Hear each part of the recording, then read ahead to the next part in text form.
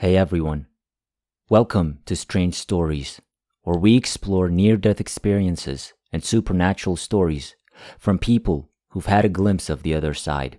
If you enjoy our content, please consider liking the video and subscribing to our channel. Without further ado, let's get to the story of the day. Story number 1. My injuries occurred on a Washington apple ranch. I went to the ranch house for assistance while trying not to fall down. My half-brother was the boss. His son had just stepped out of the house when I asked him to go get his father and inform him that I had a farm tractor wreck. I couldn't sit up without collapsing and passing out.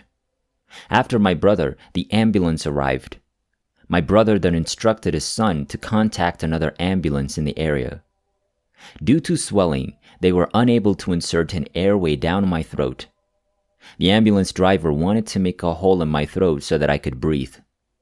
My brother looked at them both and said, "Do you want to make a hole in his throat so that he can breathe?" "Oh no, sir. Nothing is going on. You are not going to sever his throat. He might never speak again. Do you have anything in a child's size that you could use on his throat?" "Yes, sir," the attendant replied, "but it's too small." "You should do something for him," my brother advised. There was an argument about saving money on airline tickets. My brother came out on top. They used a child's plastic airway on my throat, which hurt, and I still have throat problems. They escorted me to the hospital and placed me in a bed. My heart was restarted with the help of 2 defibrillators. When the paddles were rubbed together above my chest, I passed out. I awoke in another room where I was alone and covered with a sheet. I was fine. I sat up in what appeared to be a dark room, then went straight into a lighted room, oblivious to the lump on the bed beneath me. I sat up on the bed, turning crosswise. That's when I considered getting dressed, but realized I was already dressed. I noticed the lump on both ends of the bed. When the corner of the roof started spinning over my left shoulder and the upper corner of the room, I began to wonder about the lump. The spinning became increasingly fast, and then the roof collapsed.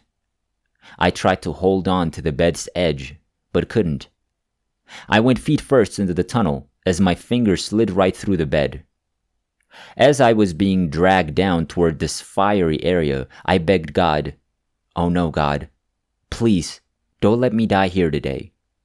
Then I began to move in a different direction into a more pleasant tunnel of subdued light. I could see what appeared to be clouds floating through the tunnel floor every now and then. This went on for a while until I ended up in a tunnel with elbows that made me sickly, just like when I dropped into the blackish area. On the other side, I saw my great-grandfathers, one born in peacetime in 1865, and the other in a tattered gray uniform from the Civil War. I came across one who was a state senator. Then I noticed a man riding a horse in the direction of Mohawk Indians and British troops. When I looked to my left to see where I was going, he was gone. A king's silhouette stood in front of me, but I didn't recognize him. He had vanished. After this crown's light nearly blinded me, I entered a darkened area. Suddenly, I experienced a burning chest pain that quickly subsided. I could tell the doctor was attempting to pull me back into my body. And all of a sudden, I felt a wave of cleansing wash over me. Then there were all of those people in front of me.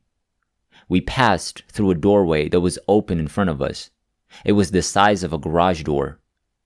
When the door opened, a massive snow-white flood descended on us. The bright white light blinded me, and I had to turn away from it. The next time I looked up, I was floating on my back.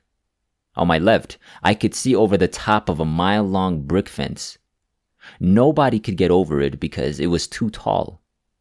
I was excited to see where I was going once the cloudy area cleared. I noticed a darkened area on one side of this large fence. No one was allowed to look over into that area because doing so would result in instant death. The sun was shining brightly over the fence to my left. 2 tall barrel-like cedar trees stood in the corner. Over the fence was a green pasture with a row of tall trees on one side of a sloping hill. I was back on my feet and free to move around the waiting area. It looked nice to me. The fence did not have a gate. I turned to my right to see if anyone was there, but there was no one. Then I noticed a man dressed in an unusual robe-like garment and sandals. I had asked him if someone could meet me soon. Yes, he said, someone would be with me shortly. He also stated that no one was to look over into the blackened area or they would perish instantly. Green vines appeared to be growing on one section of the fence. Something lifted me off the ground just as I began to walk around this waiting area. I came across something down in the smoky area. I was inside it up to my knees before being lifted back onto my back. I'd heard this lovely, familiar voice. It is not your time to be here yet. You must return. I begged it not to send me back. That's when it told me I had a mission to complete. I begged it to please tell me the mission so that I could complete it and return. Then it told me I had to return to complete my mission when the time came.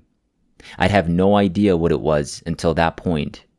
Then it would be my turn to appear.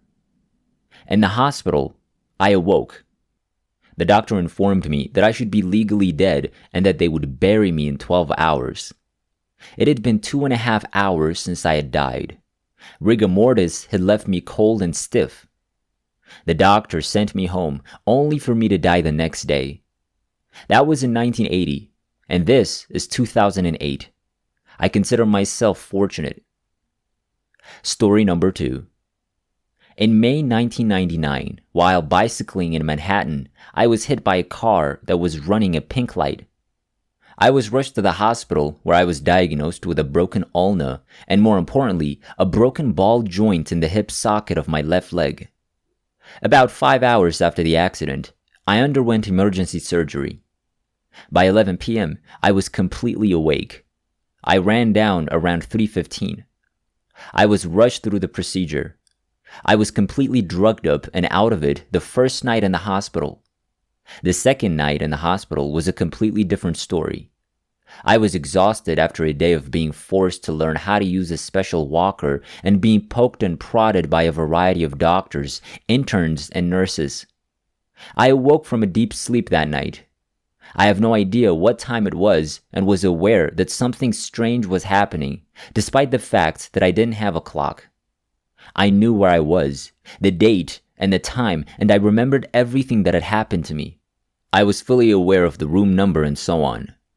However, I was also somewhere completely different. I was, in a sense, in two places at the same time. Part of me was in a hospital bed, while the other was walking down a long, dark corridor. Actually, I was walking down a corridor when I came to a Y-shaped junction. I couldn't decide which way to go.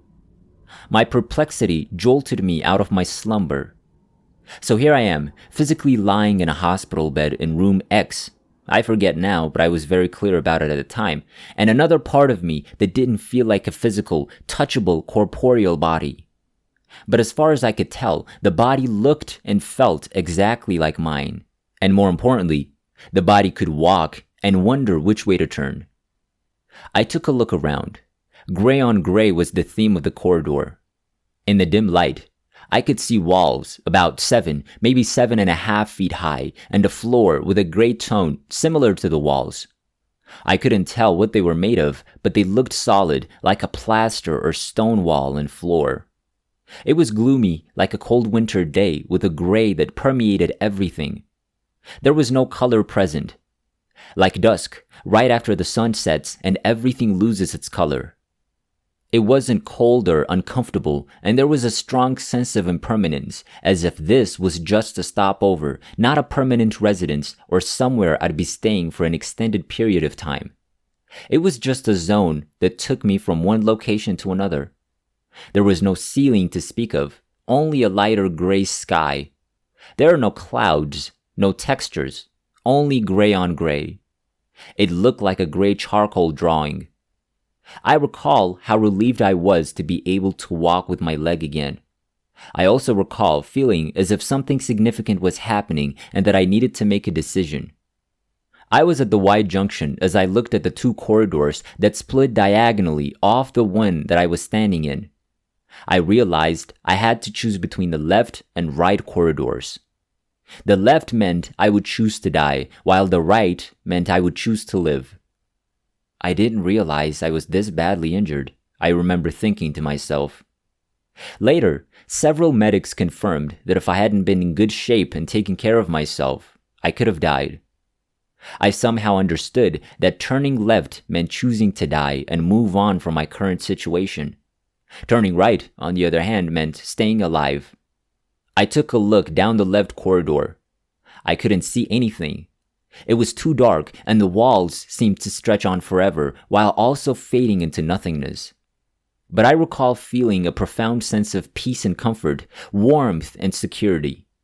It was as if all my worries and responsibilities had vanished. I had never experienced anything so incredibly peaceful and seductive before or since. Even though I couldn't see anything, it was breathtaking to me. I also recall thinking to myself that this must be what it's like to be in the womb before birth. I was tempted to turn down the corridor, but I paused and considered my opinions. No, I'm not quite ready yet. I still have a lot of things I want to do. So I rounded the corner and peered around the corner at the other corridor. I couldn't see anything again. However, frantic, loud, confusing, frightening, flashing, bright, and overwhelming sensations washed over me. The only way to describe it is as if I were standing in Times Square just before curtain time wearing a blindfold. It was quite unpleasant. Cacophony is a good word to describe it.